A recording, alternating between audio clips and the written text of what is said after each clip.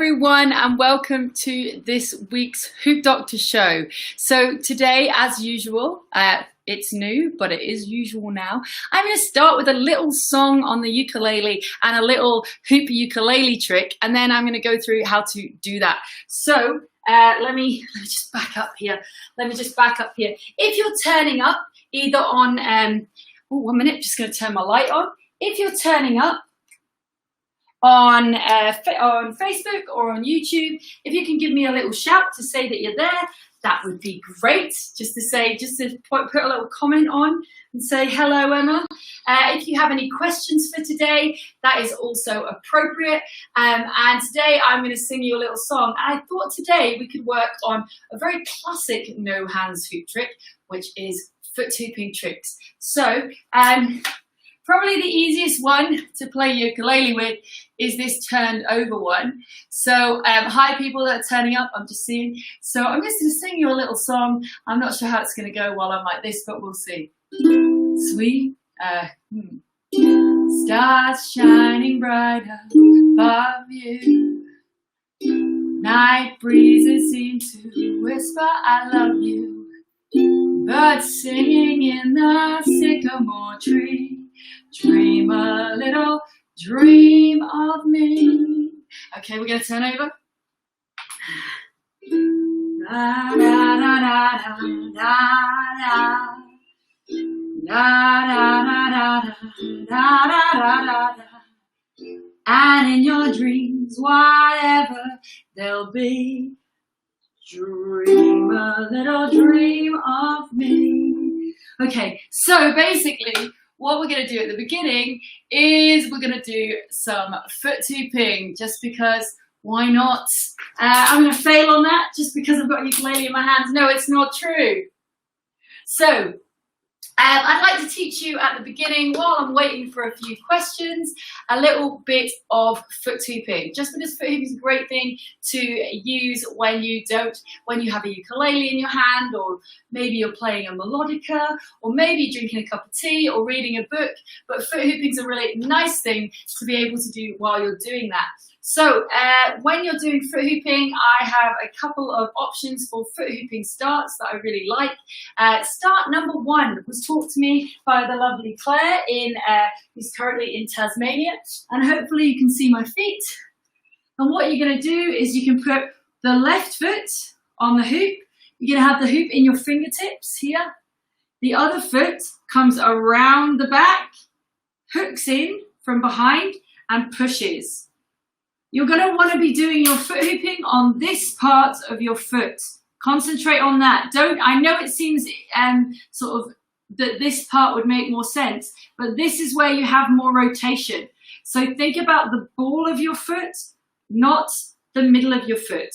So I'm going to hook round with my feet and then pull around.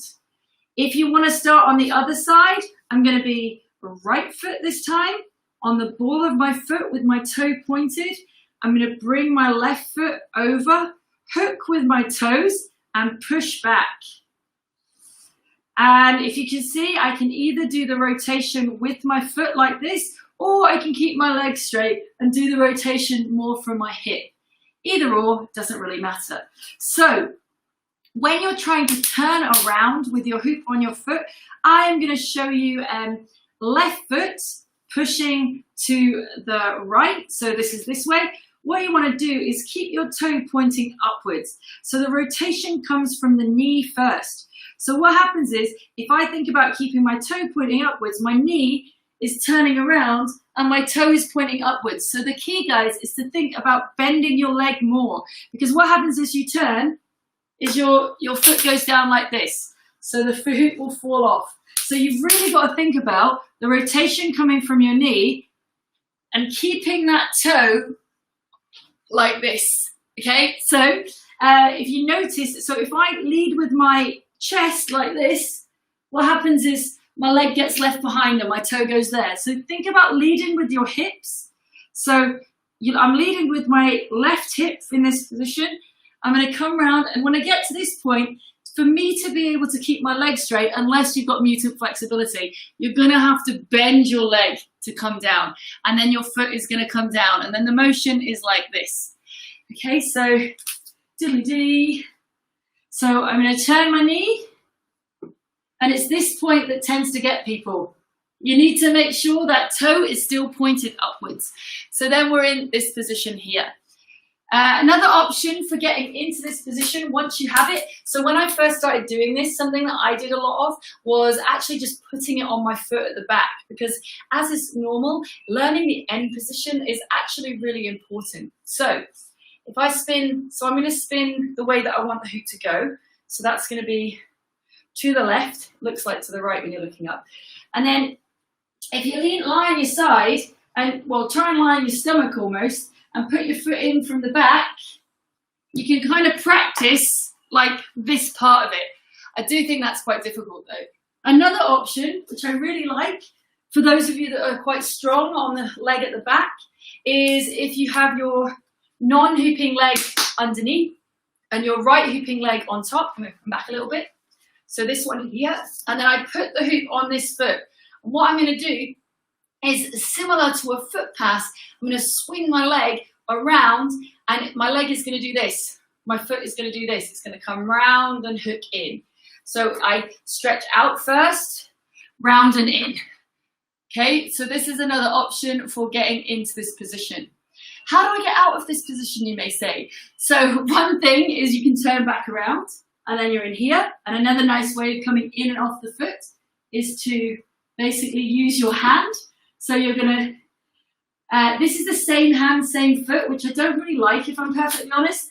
I like same opposite hand, bring the foot in. You can even practice having the hand and the foot in at the same time, and then coming up. As is normal with these things, I'm not putting the hoop onto my foot. My foot is the receiver. So the foot is gonna come in, and then the giving hand is gonna come out. And it's exactly the same when you're doing the other leg. The receiving foot comes in, the giving foot comes out. The receiving foot comes in, the giving foot comes out. Okay, so, and same again there. Okay, so that was just a few options, random options for foot hooping. I'm actually going to come and read the comments. Welcome, everyone. I'm just going to say hello to people. So, hello, everyone. Master Jenna, Maria, nice to see you all. Thank you. It's actually quite hard to sing when you're lying on your chest. I didn't realize that. Lisa, good. When we master foot hooping, I have a question how to split two hoops on the hand. I can never get them to split. Interested in the above the head or the in front of you? I could do both, actually. Let's do both. Okay, so actually that's a great question from Lisa. So thank you very much, Lisa. We will move on to that next question. So hopefully this is going to be high enough now. Yes. So welcome everyone. If you're watching now, we just did a little bit of foot hooping, and we're going to move on to spinning two hoops in one hand. So there's actually lots of different ways of doing this, because there's many positions on your arm and hand. Now there is just in front of the side. Okay, no problem. So basically there's many positions that you can have the hoop on your arm. So you can have your hoop here above the elbow. So that motion is like this. And then you've got the wrist. So that motion is like this. And then you've got this part of your hand. So that's like this, and then they've got your fingers. Now, most people, and I personally, my favorite split is I tend to do wrist and middle of the hand. They're my two positions. You'll see quite a lot of people now who are like a lot of newer sort of hoopers definitely use the classic circus, is just to show you what I mean. So this is like classic circus split on one hand and above the elbow. The one that I tend to do is I split with my thumb, and I use middle of my hand and wrist, okay? And the one that you'll see a lot now, and it is a little bit easier with it's a little bit easier with smaller hoops, I think, is she says. There you go. That shows you how often I do this one. The one where you're actually splitting them on, hi Jennifer. So you're splitting them both on the hand itself. And you kind of, you can use your fingers to kind of make sure they stay split. So depending on what you want to do, depends on which one of these that you want to use. So if you're doing anything where your hands are, you want your hand to do a rotation fully, like any of the anti-spin stuff, then actually having them on your hand is going to make much more sense, because then you can keep your arms straight the whole way around. Whereas if you've got one on your wrist, it's quite hard to do that. Moves like the iso flower, you can do this with one hoop. I think there is a couple of people that do this with 2 hoops on their hand. I personally do the extension part on my wrist, so that is another time to do that. And then also, if you're doing a lot of circusy stuff, obviously like from the front, I think this one with the 4 hoops looks more visually appealing, actually, to have it on the upper arm. And then obviously if you're doing more than 2 hoops, you want to put like one on each place. And actually Katarina Sutton and Steve Baggs both do some really interesting stuff with multiple hoops on the arms, because obviously if you can do 1, 2, 3, you can have 6. Or you could have, I mean, theoretically, you could have 1, 2, 3, 4, so you can have 8. I can't do that, just so you know. My tips on being able to do this. Well, one thing I would say is you've probably practiced in your hand a lot, okay? So you've definitely probably practiced doing this a reasonable amount if you've been hooping a lot. What you probably haven't practiced is 2 things. If you're going to do it on your wrist, which is the sort of standard way, you probably haven't practiced a lot of hooping on the wrist. And this would be something that I would recommend. This is the motion, this up and down motion with your wrist, and keeping the hoop on your wrist is the bit that you haven't practiced most likely, okay? So I would practice that, and obviously you've got 2 directions. Well, feels gross in my bad direction, to be quite honest. So I would definitely recommend individually practicing just this motion of having the hoop on your wrist. And then once you feel like you're comfortable with the hoop on the wrist, then just think about the fact that you're going to have another hoop on your hand. So it's almost like thinking about bouncing a ball. So every time you push down, this is going to come slightly afterwards. Once you've got that, what I would recommend is, I'm just reading if there's any more questions. No. Okay. I don't really understand that question, but I will try my best. It's a very random question. You'd have to explain. Frank Wonder, you're going to have to explain that, I think. So basically, when we spin with 2 hands together, like this, we are going to split the hoops by sticking the thumb inside like this. And what that's going to do is that's going to make the hoops in this position here, okay? So if you want to practice having the hoop on your wrist like this first, and obviously the direction that you're spinning in. I personally find my dominant hand spinning outwards. Spinning outwards is my my standard, but I mean, you need to practice them all.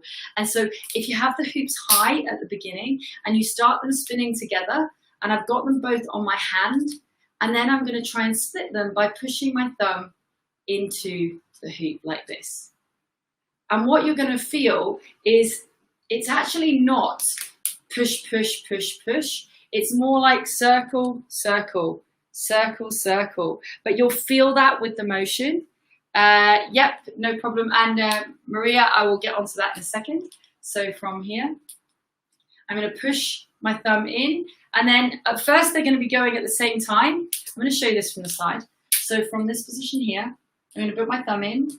And then they're going to be going at the same time, because you can see that my hand is moving at the same time. And then I'm going to push. I'm going to push more with my wrist hand. I'm going to concentrate on the wrist and then do the hand, and then think about the hand. The hand will come naturally, and it's a very much a 1, 2, 1, 2, 1, 2, 1, 2 sort of motion. And what I would say about the 2 hoops in one hand, one, I don't do it very often, so it's not my expertise, and I don't want to I don't want to tell you too much about what to do with that. So actually what I'll do is say that if you're going to do the 2 hoops in one hand, similar vibe, but you want to practice individually. Like, see if you can keep the hoop above your knuckles on this one. So above the knuckles, above the knuckles here, and then also see if you can keep one on really, really close to the thumb like this. Yep. And then when you've got that, if the hoops go together, I'm going to try and push my knuckles in between them. Again, so it's almost like I'm trying to take one out to the fingers, and then what I do actually, and as I say, this is me, I would actually highly recommend that you go to a class with like Katarina Sutton or maybe Mike Hayataka, because they do this stuff all the time, guys, and it's just not something that I do a lot. I definitely am much more comfortable splitting with my wrist, but I know that if you can kind of use your fingers to speed up the outside hoops. So I'm going to do this with some smaller hoops just to give you a better visual. So from here, so I can use my fingers to sort of change the outside hoop. I would definitely say that this move is considerably easier with smaller hoops. Like, I can make that happen with these hoops, but I can't do it with the big hoops. So, and to be quite honest, if you're going to be doing like extensions with your hands, you want hoops that don't touch the floor when you're here anyway. So small is going to be the winner. So in terms of the splitting on the hand, definitely if you're struggling to keep it there, it's almost entirely going to be this wrist one, because that's the one you probably haven't practiced. Okay, so I'm going to just, I hope that answers the question. So I had another question.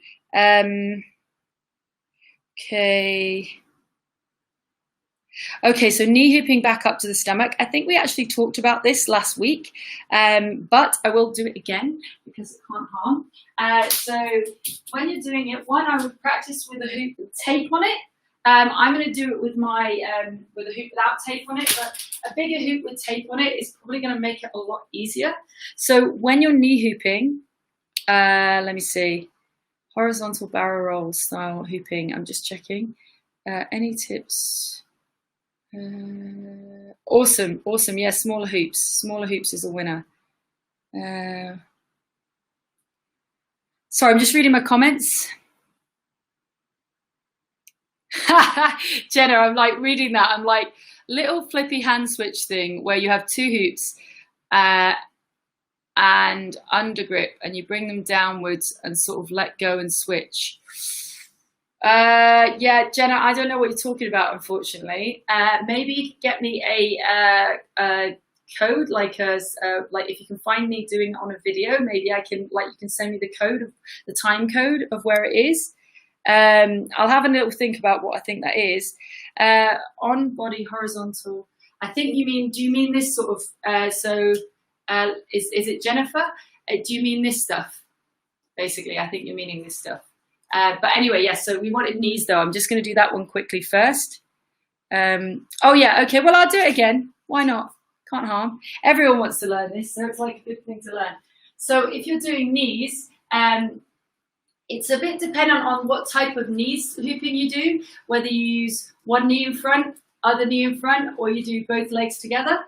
But they all work with all the different ones, okay? So the 3 types, and I'm going to go through this quite quickly because I did do it before, is you can turn and stomp.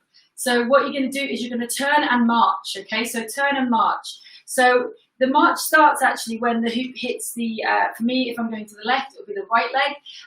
But basically what you're going to do is you're going to march on the spot and turn around. March, march, march, march, march, march, march, until it gets to the top, okay? So that's the silly way of doing it, turning and marching. Second option is a one-footed stomp. So the motion is like this. Notice that my feet are staying together. I'm not going like I'm just doing this. But what I'm going to do is I'm going to turn while I'm doing it. Okay? So for me, if I'm going to the left, you can do it with either leg, but I would suggest if you're going to the left, use your right leg, and if you're going to the right, use your left leg. So stomp, stomp, stomp, stomp, stomp. Okay, so that's the other option. What I would say with all of these is something that makes this easier is practicing the top part. So see about going down and wiggling it back up to the waist again. Okay, so keep trying from the waist to go a little bit lower every time. There will be a point of no return, usually about here, where the hoop just goes doof. Yep, and that over time that will get easier, but there's definitely a bit of a drop. Let's be honest. So from here, like at first you'll be like, oh, okay, now I'm on my knees. So just think about that spiral down and think about making circles underneath it to make it come up again. So practicing the end point is really going to help. The last version is the shimmy. Well, there's actually two more. There's the shimmy, which is kind of like, it's a belly dance move actually, where you run with it's as if you're running, but you run with your knees and it makes your hips go up and down. So it's like my knees are running, but my feet are staying flat on the floor. And so when I do that, I find that I have to move my legs. If I move my feet like this far apart, I find that one much easier, she says, to do. It's been a while. Okay, here we go. Yes. So just keep running with your knees while your feet are down. And then there's the classic circus method, which is a spiral up. So whenever you're doing any of the spiraling on and up and down your body, think about making a bigger circle or concentrate on the circle that is happening directly under the hoop. So to get it up from the knees, we want to make a slightly bigger circle at the knees. And then bigger circles, it's kind of, you really just want to think about spiraling directly under the hoop. So if I'm at my knees, I'm going to make bigger circles with my knees, and then as it goes up, I'm going to make, and when I say bigger, I think I mean stronger circles. So you emphasize the movement directly under the hoop, and you want to feel like you're kind of spiraling the hoop upwards. So instead of doing it with like a running motion, you're doing it with a circular motion, okay? The equivalent would be if I hold my hoop out to the side, and I make bigger motions, slightly bigger motions, slightly more powerful motions with my hand side. And what that does is it pushes the hoop as if it's pushing it up a cone. So if I make my hand, if I think about making the motion of my hand more powerful and a bit faster, it basically spirals the hoop up towards my neck. And it's exactly the same principle down here. So you want to like make slightly more powerful circles directly underneath the hoop, and as it moves up, you keep making those circles more powerful as they go up. So, okay, I'm just going to read. Just give me 2 seconds. Guys, I'm just going to go onto my YouTube for a second. So yeah, okay, so that's good for that. And then diddly diddly dee. And bear with me a second. Okay, so that's good for that. And then diddly diddly dee. And bear with me a second. Okay, so that's good for that. Sorry about that. Diddly diddly dee. Just okay. Sorry, we had a bit of a. Oh, sorry, you got me doubling up. Yeah, we had a bit of a troll in there, so I thought I'd get rid of him. Okay, what are we going now? So, where are we?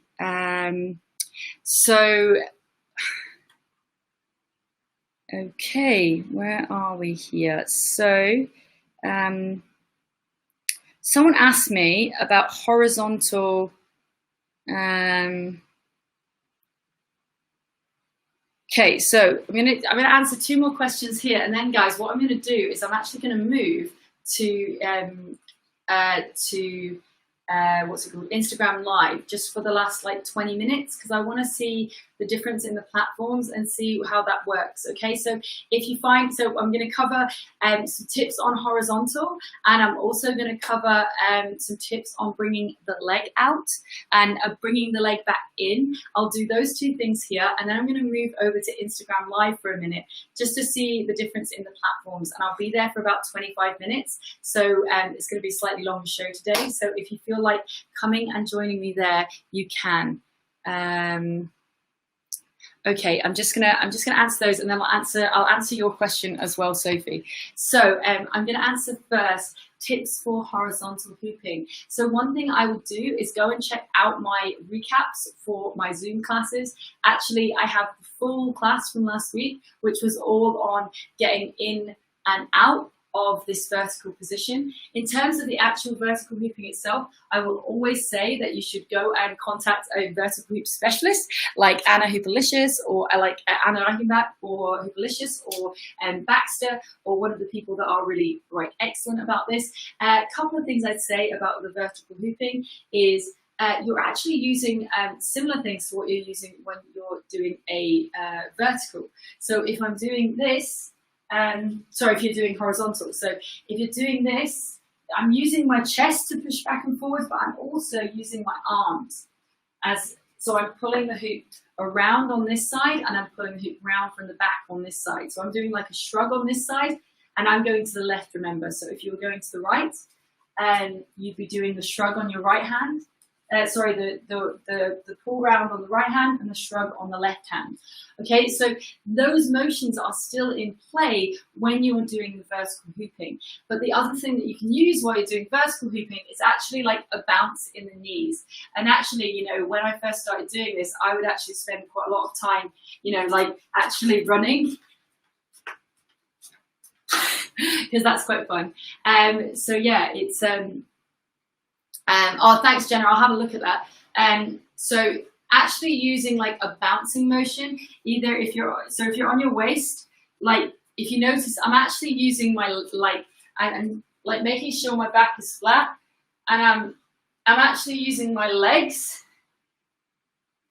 to keep the motion going. And Anna has this really, Anna does this really amazingly, where she'll be doing the motion with her legs, and then all of a sudden she'll straighten her legs and just be doing the whole thing with her belly.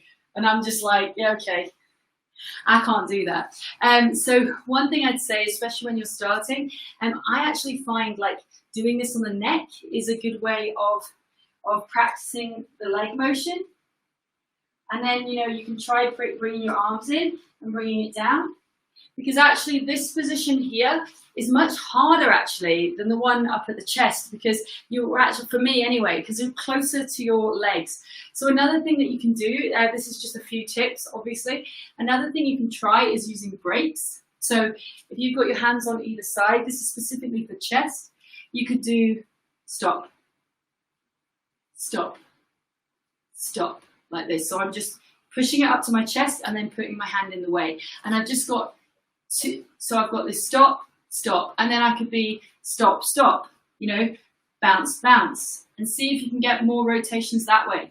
And just see if you can get a few rotations and then stop again. A few rotations and then stop again. And that's quite a good way of building up to feeling confident on the vertical. So I've got 3 more questions. So I might just do this as a full show, and then go and do an extra 20 minutes on Instagram, just to, why not? So from this position here, once you've taken your leg out, so I would recommend, if you're hooping to the left, I would take the left out as an easier point to take out. So, and coming back in again, there's actually 2 options. So option number 1 is to bring the leg directly back in again.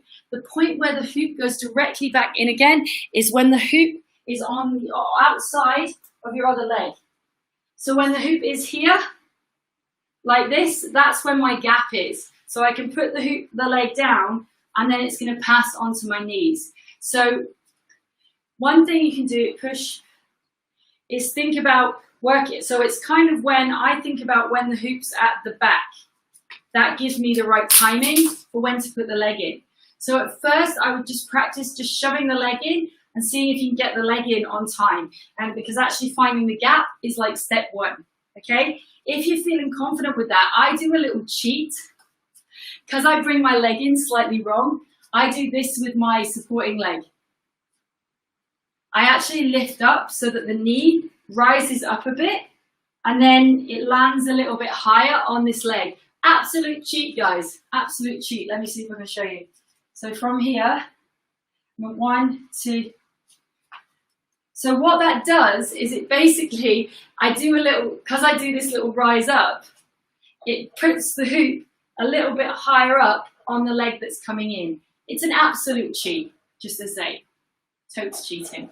The most commonly used one, and a lot of people would consider this cheating, is to use your foot to do a little hook up.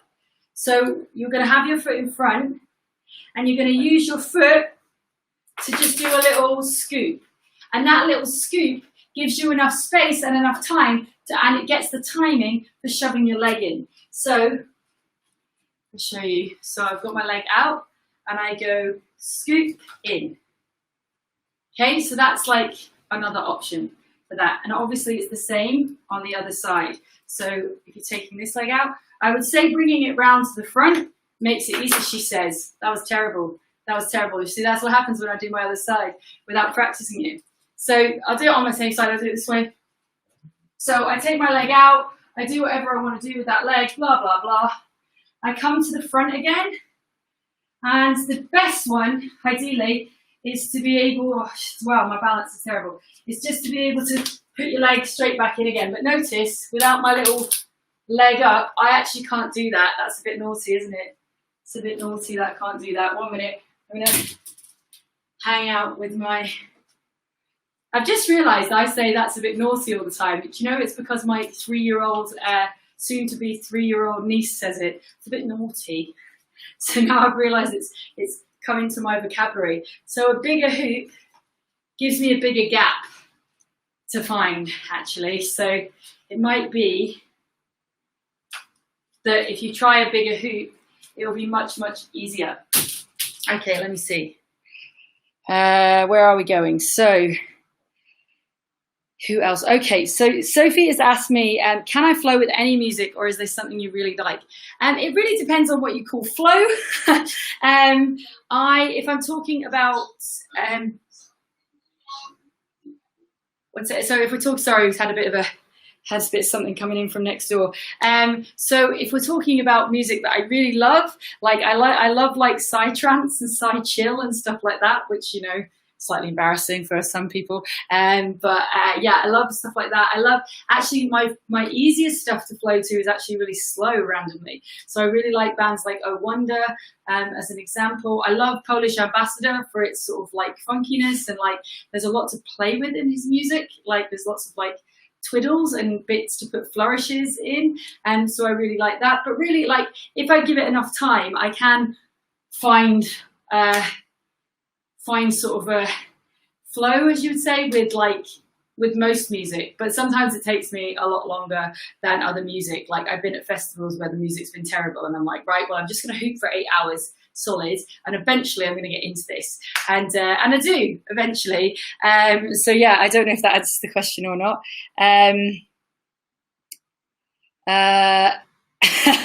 Yeah, Jenna, it's because I had to teach a lot, so I've always had to teach both sides, so I've had to get used to doing it that way. I'm going to just quickly see if I can actually watch this video you've given me at the very beginning of this vid. Okay, I've no idea how to oh, I've just showed it.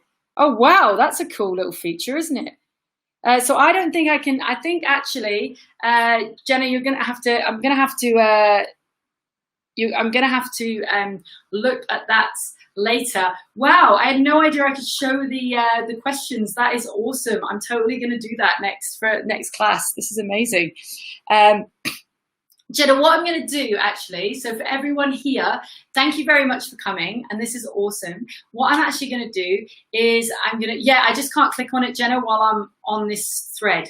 So what I'd like to do is I'm going to shift over to Instagram Live, because I just want to check it out as a possibility for doing this in the future. At the moment, I'm really enjoying doing it on here because it goes to Facebook and YouTube.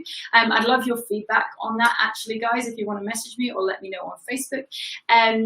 What I'm going to do now is I'm going to shift over to Instagram Live, and Jenna, while I'm on my way over, so Instagram Live, Hooping Mad, while I'm on my way over, I'm going to quickly look at that link, and that's the first thing I will cover when I get there. Okay, so I will see you all hopefully at Instagram Live or at another thing.